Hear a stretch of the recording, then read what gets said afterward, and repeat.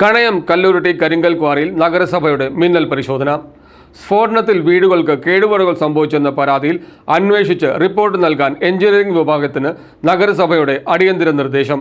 ഷൊർണൂർ കണയം കല്ലുരുട്ടിയിൽ പ്രവർത്തിക്കുന്ന കരിങ്കൽ ക്വാറിക്കെതിരെ നഗരസഭയുടെ കർശന നടപടി. ക്വാറിയിലെ സ്ഫോടനം മൂലം സമീപത്തെ വീടുകൾക്കുണ്ടായ കേടുപാടുകൾ നേരിട്ട് ബോധ്യപ്പെട്ടതിനെ തുടർന്ന് 3 ദിവസത്തിനകം വിശദമായ റിപ്പോർട്ട് സമർപ്പിക്കാൻ നഗരസഭ എഞ്ചിനീയറിംഗ് വിഭാഗത്തിന് സെക്രട്ടറി നിർദ്ദേശം നൽകി. കഴിഞ്ഞ ദിവസം വൈകിട്ടോടെ നഗരസഭാധികൃതർ ക്വാറിയിൽ മിന്നൽ പരിശോധന നടത്തിയിരുന്നു.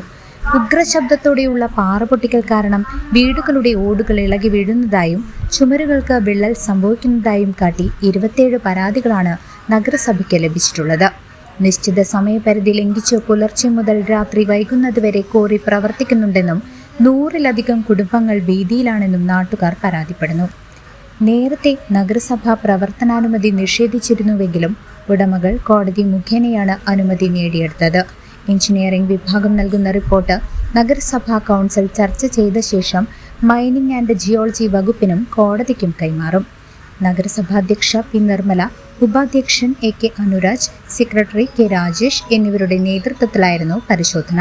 നമ്മുടെ നഗരസഭയിൽ ഈ കണയം ദേശവാസികളായിട്ട് ഒരു 27ഓളം പരാതികൾ നഗരസഭയിൽ ലഭിച്ചതിൻ്റെ ഭാഗമായിട്ടാണ് ഞങ്ങൾ ഇവിടെ എത്തിയത്.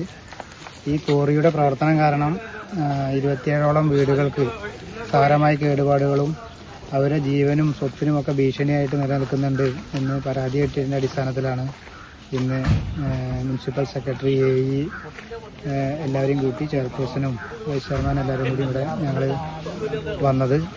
ഇതിൻ്റെ ഭാഗമായിട്ട് ഞങ്ങൾ ക്വാറിയും മറ്റും ഒക്കെ കണ്ടിട്ടുണ്ട്. വിശദമായി വീടുകളിലെ കേടുവന്നതിൻ്റെ ഒരു റിപ്പോർട്ട് നമ്മളടുത്ത് എഞ്ചിനീയറിംഗ് വിഭാഗത്തിനോട് ആവശ്യപ്പെട്ടിട്ടുണ്ട്. അവർ 2 ദിവസത്തിൻ്റെ ഉള്ളിൽ എല്ലാ വീടുകളും സന്ദർശിച്ച് വിശദമായിട്ട് റിപ്പോർട്ട് നഗരസഭയ്ക്ക് കൈമാറും. അത് കൗൺസിലിൽ വെച്ച് ഇതിനെതിരെ എങ്ങനെ നിയമപരമായിട്ട് ഇതിനെതിരെ എന്തൊക്കെ നടപടികൾ സ്വീകരിക്കാൻ കഴിയുമെന്ന് നഗരസഭ പരിശോധിക്കും. ക്വാറിയുടെ പ്രവർത്തനം നിർത്തലാക്കിയില്ലെങ്കിൽ ശക്തമായ പ്രക്ഷോഭവുമായി മുന്നോട്ട് പോകാനാണ് നാട്ടുകാരുടെ തീരുമാനം. News desk CCV.